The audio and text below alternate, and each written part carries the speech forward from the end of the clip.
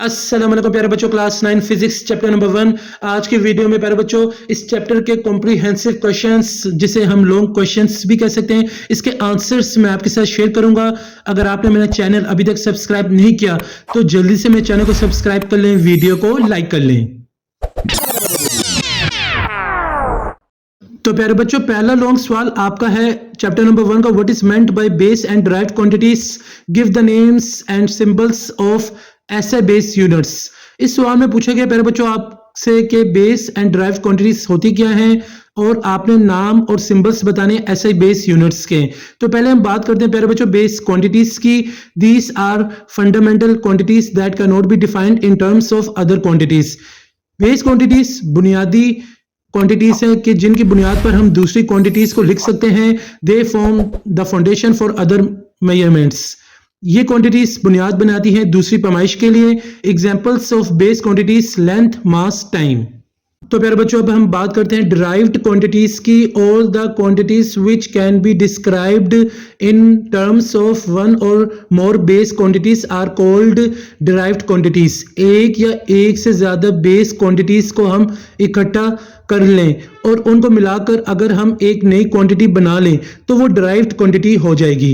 Examples of derived quantities प्यारे बच्चों आपके सामने speed, area, force. Name and symbols of SI base unit. तो प्यारे बच्चों आप जैसे कि बॉक्स देख सकते हैं, quantity, SI unit, name, symbol. Length का प्यारे बच्चों यूनिट है मीटर, इसका सिंबल है एम, स्मॉल एम। मास का किलोग्राम, केजी। टाइम का सेकंड, एस। इलेक्ट्रिक करंट का एम्पायर, ए। टेम्परेचर का केल्विन, के। इसी तरीके से प्यारे बच्चों आप ये नोट कर लें, ये names and symbol of SI base unit है। इस तरीके से आपका पहला लॉन्ग सवाल यहाँ कंप्लीट हो जाता है। क्वेश्चन नंबर 2 आपका प्यारे बच्चों है, give 3 examples of derived units in SI. 3 examples आपने प्यारे बच्चों बताने हैं डिराइव्ड यूनिट्स के एसआई में। How are they derived from base units. Derivation बतानी प्यारे बच्चों आपने उनकी किस तरीके से बेस यूनिट में होती है। डिस्क्राइब ब्रीफली, तो आपने उसको बहुत ही मुख्तसरन प्यारे बच्चों डिस्क्राइब करना है। तो आंसर आप देख सकते हैं, पहले एग्जांपल प्यारे बच्चों वेलोसिटी। डेफिनेशन इज वेलोसिटी की पहले हम नोट कर लेते हैं। Velocity is the rate of change of displacement of an object in a specific direction. अगर इसकी डेफिनेशन उर्दू में समझो प्यारे बच्चों, वेलोसिटी की यानी डिस्प्लेसमेंट में कितनी तब्दीली हो रही है वक्त के साथ किसी भी चीज के किसी खास डायरेक्शन में, उसे हम वेलोसिटी कहते हैं। फॉर्मूले की तरफ चलते हैं तो फॉर्मूला वेलोसिटी का, velocity is equal to displacement over time. तो प्यारे बच्चों अब हम बात करते हैं डेरिवेशन फ्रॉम बेस यूनिट। तो अब हम इसकी डेरिवेशन देखेंगे कि कैसे इसकी डेरिवेशन की जाएगी बेस यूनिट की मदद से। Displacement is measured in metres. Displacement जो होता है प्यारे बच्चों उसकी पैमाइश मीटर्स में की जाती है। M. Time is measured in seconds. Time की पैमाइश की जाती है सेकंड्स में। Therefore the SI unit of velocity is metre पर सेकंड, जिसकी वजह से प्यारे बच्चों एसआई यूनिट ऑफ वेलोसिटी बन जाती है मीटर पर second, which is derived from base unit of length metre and time, जो कि डिराइव्ड होती है प्यारे बच्चों बेस यूनिट ऑफ लेंथ की मीटर एंड टाइम सेकंड। तो प्यारे बच्चों ये थी डेरिवेशन फ्रॉम बेस यूनिट। ये पहला एग्जांपल था वेलोसिटी का। तो प्यारे बच्चों दूसरे एग्जांपल की तरफ चलते हैं। जैसे कि आप देख सकते हैं फोर्स। पहले इसकी डेफिनेशन की बात करते हैं। डेफिनेशन है फोर्स की, force is the push or pull acting on an object that can cause it to accelerate. Force है प्यारे बच्चों किसी भी ऑब्जेक्ट को आप पुश और पुल करते हैं तो उसकी वजह से ऑब्जेक्ट में जो हरकत आती है उसे हम लोग फोर्स कहते हैं। फॉर्मूला है फोर्स का प्यारे बच्चों, force is equal to mass multiply by acceleration. अब हम इसकी डेरिवेशन की तरफ चलते हैं। Derivation from base unit. Mass is measured in kilograms. Mass को हम पैमाइश करते हैं किलोग्राम में, केजी में। एक्सेलरेशन इज वेलोसिटी पर टाइम, तो ये हो जाएगा प्यारे बच्चों मीटर पर second square. Therefore the SI unit of force is newton. तो फोर्स की ऐसे यूनिट होगी प्यारे बच्चों Newton. N given by 1 newton is equal to 1 KG metre पर second square. This unit is derived from base unit kilogram, KG, metre, M and seconds. This unit, ये जो unit है प्यारे बच्चों ये डिराइव्ड हो गई base unit kilogram, KG, metre and second से। तो ये प्यारे बच्चों आपका सेकंड एग्जांपल था फोर्स का। तीसरे एग्जाम्पल की तरफ चलते हैं प्यारे बच्चों, जो कि है पावर। तो डेफिनेशन इसकी, power is the rate at which work is done और एनर्जी इज ट्रांसफर्ड। तो इसकी डेफिनेशन मैं यूं आपके सामने बयान कर सकता हूं प्यारे बच्चों, कि पावर होता है प्यारे बच्चों कितना काम किया गया है, कितनी देर में उसे पावर कहते हैं। एक और डेफिनेशन है एनर्जी का जो तब्दील होता है उसे पावर कहते हैं। पावर का फॉर्मूला प्यारे बच्चों है power is equal to work divide by time. तो ये फॉर्मूला और डेफिनेशन होगी। तो प्यारे बच्चों अब चलते हैं डेरिवेशन फ्रॉम बेस यूनिट। तो अब हम इसकी डेरिवेशन देखेंगे, कैसे इसकी डेरिवेशन की जाएगी बेस यूनिट की मदद से। तो प्यारे बच्चों पहले work done is measured in joules J. तो वर्क डन जो होते हैं उसकी पैमाइश की जाती है जूल्स में, जे में। And one joule is equal to 1 nm। तो एक जूल जो प्यारे बच्चों होता है वो इक्वल होता है 1 nm के। Time is measured in seconds. Time की जो पैमाइश होती है सेकंड्स में होती है। Since 1 Newton n is equal to kg metre पर सेकंड स्क्वायर। तो so the SI unit of power watt is derived from the base unit kilogram kg metre m and seconds. तो SI unit of power watt is derived from the base unit kilogram kg metre m and second S। इस तरीके से प्यारे बच्चों यहाँ आपका दूसरा long सवाल कंप्लीट हो जाता है। तीनों एग्जांपल्स मैंने आपके साथ शेयर कर दिए हैं, उम्मीद करता हूँ आपने इसे नोट कर लिया होगा। क्वेश्चन नंबर 3 आपका प्यारे बच्चों similarities and difference between vernier callipers and micrometer screw gauge. इस सवाल में पूछा गया प्यारे बच्चों के vernier callipers and micrometer screw gauge में सिमिलैरिटीज क्या है, क्या चीजें सेम है और डिफरेंस क्या, फर्क क्या है। तो इसका जवाब प्यारे बच्चों आप ये तहरीर कर लें। जैसे कि आप देख सकते हैं इधर मैंने 3 बॉक्सेस बने, features, vernier calliper, micrometer screw gauge. इससे आपको बखूबी अंदाजा हो जाएगा प्यारे बच्चों के इनमें फर्क क्या है और क्या चीजें इनमें सेम है, क्या चीजें इनमें डिफरेंस हैं। पहले पॉइंट की तरफ चलते हैं प्यारे बच्चों। पर्पस, वर्नियर कैलिपर का पर्पस है measures internal external and depth dimensions. Vernier calliper पैमाइश लेता है अंदरूनी, बैरूनी और गहराई डायमेंशंस की। माइक्रोमीटर स्क्रू गॉज की बात करें, measures small external dimensions with high precision. Micrometer screw gauge पैमाइश लेता है बैरूनी डायमेंशंस की, लेकिन एक अच्छी एक्यूरेसी के बुनियाद पर। दूसरा पॉइंट पर बच्चों आप देख सकते हैं लीस्ट काउंट। वर्नियर कैलिपर का लीस्ट काउंट है 0.01 सेंटीमीटर जो कि बराबर है 0.1 मिलीमीटर के। इसी तरीके से स्क्रू गॉज की अगर लीस्ट काउंट की बात करें तो 0.001 सेंटीमीटर है, मिलीमीटर में कन्वर्ट करें तो ये बन जाएगा 0.01 मिलीमीटर। नेक्स्ट फीचर की अगर बात करें प्रिसिशन की, लेस प्रिसाइज देन माइक्रोमीटर। ये उस तरह की तो पैमाइश नहीं लाता जिस तरह स्क्रू गॉज लाती है। स्क्रू गॉज ज्यादा आपको डायमेंशन प्रोवाइड करता है वर्नियर कैलिपर के मुकाबले में। अब माइक्रोमीटर स्क्रू गॉज की अगर प्रिसिशन की बात करें, more precise than vernier calliper. ये वर्नियर कैलिपर से अच्छी रीडिंग आपको प्रोवाइड करता है। अगला फीचर प्यारे बच्चों measuring range. Larger measuring range 215 centimetre है, ये वर्नियर कैलिपर का है। स्क्रू गॉज की अगर बात करें मेजरिंग रेंज की तो प्यारे बच्चों स्मॉलर मेजरिंग रेंज है 2.5 सेंटीमीटर।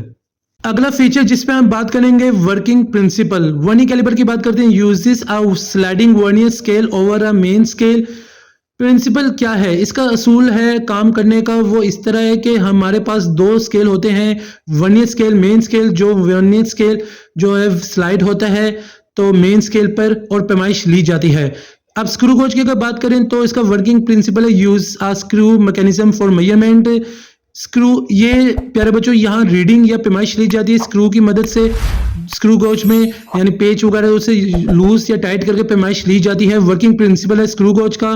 पार्ट्स की अगर बात करें तो वर्नियर कैलिपर के पार्ट्स हैं प्यारे बच्चों main scale, vernier scale, jaws, depth, rod, tail. जबकि स्क्रू गॉज के जो पार्ट्स हैं sleeve, thimble, spindle and well. तो इस तरीके से प्यारे बच्चों ये आपका जो तीसरा सवाल था जिसमें आपने बताना थी similarities and difference between vernier callipers and screw gauge वाला यहाँ कंप्लीट हो जाता है। Question number 4, identify and explain the reason for human errors, random errors and system errors in experiments. Experiments के वक्त human errors, random errors and system errors किस वजह से आती है उनके हमने रीजंस बतानी है और उन्हें आइडेंटिफाई करना है। तो प्यारे बच्चों ये आंसर आप नोट कर लें। Types of errors in experiments. When conducting experiments, जब एक्सपेरिमेंट कर रहे होते हैं errors can occur due to various factor. Errors आ सकते हैं मुख्तलिफ सूरत हाल से, कंडीशंस की वजह से एरर आ सकते हैं। These errors affect the accuracy and reliability of results. ये जो एरर्स होते हैं इसकी वजह से असरअंदाज पड़ जाता है हमारे एक्सपेरिमेंट्स के यानी मेजरमेंट पे, उसके रिजल्ट के ऊपर असरअंदाज होता है।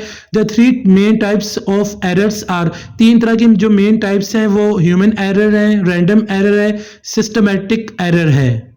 तो पहले हम बात करते हैं प्यारे बच्चों, जैसे कि आप देख सकते हैं human error. Human errors are mistakes made by experiments due to carelessness and lack of skills और इनकरेक्ट प्रोसीजर्स।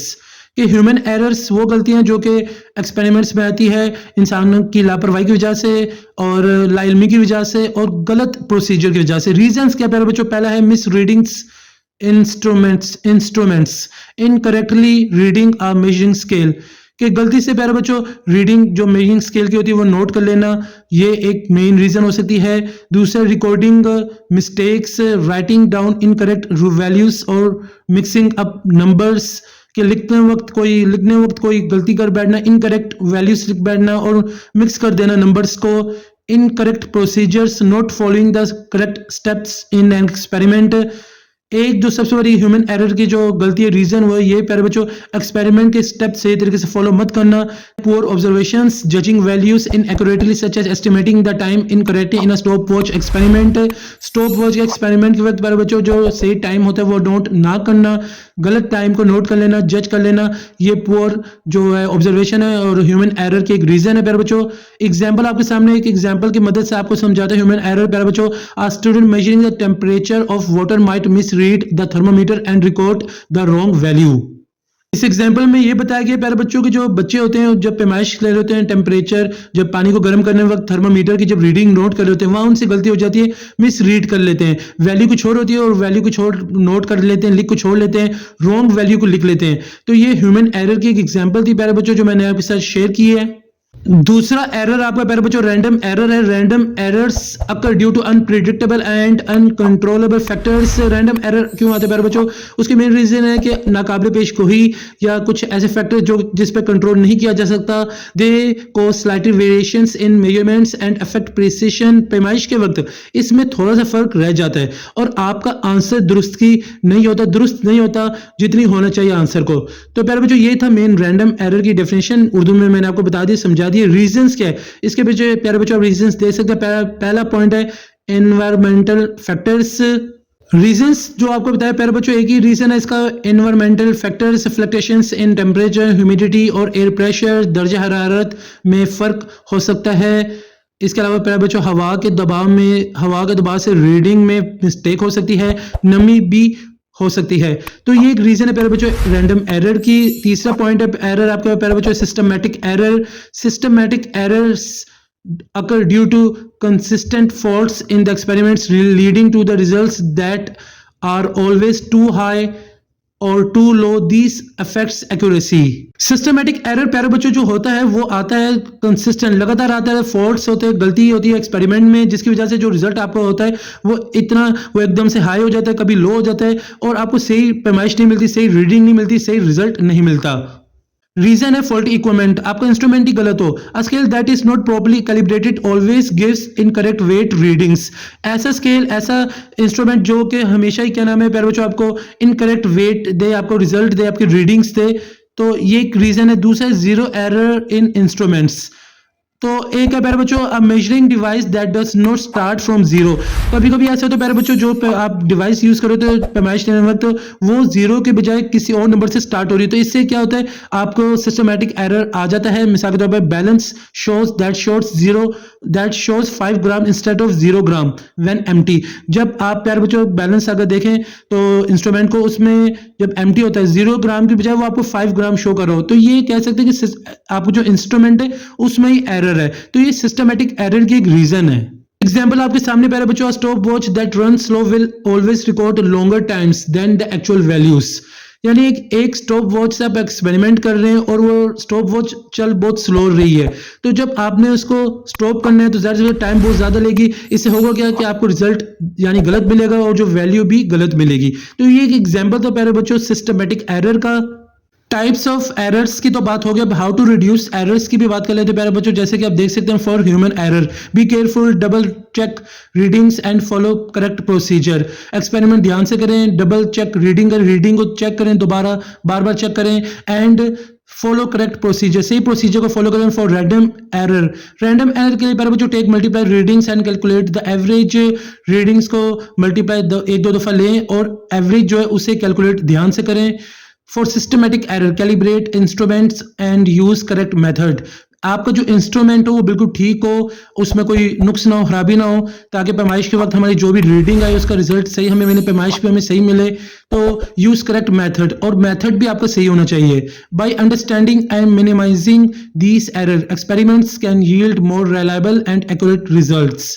अगर हमने इनको सही तरीके से समझ लिया, इन सब एरर्स पे इनको रिड्यूस करने के मेथड्स को भी समझ लिया, फिर हमारा एक्सपेरिमेंट जो होगा उसका रिजल्ट हमें 100% सही मिलेगा और एक्यूरेट मिलेगा और पैमाइश हमारी दुरुस्त होगी। 1.5 differentiate between precision and accuracy of a measurement with examples. तो आपने प्यारे बच्चों precision and accuracy of measurement के बीच में फर्क बताना है एग्जांपल्स की मदद से। तो आप ये जवाब तहरीर कर लें, जैसे कि आपको नजर आ रहा है प्यारे बच्चों, मैंने यहाँ आपको बॉक्सेस के शक्ल में डिफरेंशिएट की शक्ल में बताया कि प्रिसिशन और एक्यूरेसी में फर्क क्या है, एग्जांपल्स भी बताएं। पहले हम बात करते हैं एक्सपेक्ट, इसका जो है डेफिनेशन की बात करते हैं। ये प्रिसिशन होता क्या है? कंसिस्टेंसी ऑफ रिपीटेड, किसी भी पैमाइश का आप अगर बार बार पैमाइश लेते रहें तो उसके जवाब में जो कंसिस्टेंसी आती है उसे प्रिसिशन कहते हैं। एक्यूरेसी की बात करें तो प्यारे बच्चों, एक्यूरेसी है क्लोजनेस टू द ट्रू और एक्सेप्टेड, जो आपका असल जवाब है उसके करीब तर जो जवाब होता है वो एक्यूरेसी होता है। ये प्यारे बच्चों फर्क है इनकी डेफिनेशन के बीच में। अब बात करते हैं फोकस के। How close the measurement are to each other, कि जो भी आपकी पैमाइश है प्यारे बच्चों वो एक दूसरे के कितने करीब है। इसके बाद एक्यूरेसी है how close the measurements are the actual value. तो ये बताते हैं प्यारे बच्चों कि जो आपकी पैमाइश है वो जो आपके एक्चुअल वैल्यू उसके कितने करीब है। एग्जाम्पल्स की बात करें तो पहले प्रिसिशन के एग्जाम्पल की बात करते हैं। Multiply measurements of 10.1 centimetre, 10.2 centimetre, 10.0 centimetre, consistent but not necessarily correct. तो पहले बच्चों ये बताया गया कि आप किसी भी एक्सपेरिमेंट की पैमाइश लेते हैं, किसी चीज की पैमाइश लेते हैं तो आपको मुख्तलिफ रीडिंग्स मिल रही हैं, 10.1, 10.2, 10.0, तो कंसिस्टेंट 10 ही आ जा रहा है, मगर इनमें से कोई भी आपकी सही पैमाइश नहीं है, कोई सही वैल्यू नहीं आ रही। जबकि इसके बरक्स एक्यूरेसी की अगर बात करें एग्जांपल की, measured value of 10.1 centimetre, actual value 10 centimetre close to true value. इसमें जो भी पैमाइश ली तो उसका आंसर 10.1 सेंटीमीटर है, जो कि 10 सेंटीमीटर के आसपास है, जो कि ट्रू है। तो ये फर्क है प्यारे बच्चों एक्यूरेसी और प्रिसिशन के बीच में। अगला फीचर है प्यारे बच्चों आपका की कैरेक्टरिस्टिक्स। प्रिसिशन के बारे में बात करते हैं। रिपीटेड मेजरमेंट्स आर सिमिलर, कि जो आप पैमाइश ले रहे हैं वो एक सिमिलर है, एक दूसरे से मिलती जुलती है, बट नॉट नेसेसरली करेक्ट, मगर जरूरी नहीं है कि वो सही हो। एक्यूरेसी की बात करते हैं, measurement is correct and close to the true value, कि जो भी आप पैमाइश ले रहे हैं प्यारे बच्चों वो करेक्ट है, सही है और क्लोज है, बहुत ही करीब है ट्रू वैल्यू के, सही वैल्यू के बहुत करीब है। एरर की बात करते हैं तो पहले प्रिसिशन की बात करते हैं। Errors are small in each individual measurements, कि इनफरादी पैमाइश जो आप लेते हैं उसमें जो भी एरर आता है वो बहुत छोटा होता है, ये प्रिसिशन की बात है। एक्यूरेसी में error are due to difference from the true value, accuracy में जो एरर आता है उसकी मेन रीजन है difference from the true value. Last में प्यारे बच्चों आपका जो मेन फीचर है रिलेशन। यू कैन, प्रिसिशन की बात करते हैं, you can have high precision but low accuracy. अब रिलेशन क्या है कि जो आप मेजरमेंट पैमाइश लेंगे उसमें प्रिसिशन आपकी हाई होगी मगर एक्यूरेसी आपको लो मिलेगी। इसी तरीके से एक्यूरेसी की अगर बात करें तो प्यारे बच्चों इसका रिलेशन ये है कि you can have high accuracy but low precision, कि जो आप पैमाइश लेंगे उसमें आपको हाई एक्यूरेसी तो मिल जाएगी मगर प्रिसिशन आपकी लो होगी। तो प्यारे बच्चों यहाँ आपका 5वां लॉन्ग सवाल का जवाब कंप्लीट होता है। उम्मीद करता हूँ आपने सारे सवालों के जवाब लिख लिए होंगे और समझ भी लिए होंगे। नेक्स्ट वीडियो पे इंशाल्लाह इस चैप्टर नंबर 1 के न्यूमेरिकल प्रॉब्लम्स आपके साथ मैं शेयर करूंगा। उम्मीद करता हूं आपको आज की वीडियो बहुत ही पसंद आई होगी। अगर आपको आज की वीडियो पसंद आई तो आप इसे लाइक करें, मेरे चैनल को सब्सक्राइब करें, हो सके इस वीडियो को ज्यादा से ज्यादा अपने दोस्तों के साथ शेयर भी कर दें ताकि सबका फायदा हो जाए। मुझे सर हसन शबीर को इजाजत दें, अपनी दुआ में मुझे याद रखिएगा। जज़ाकल्लाह।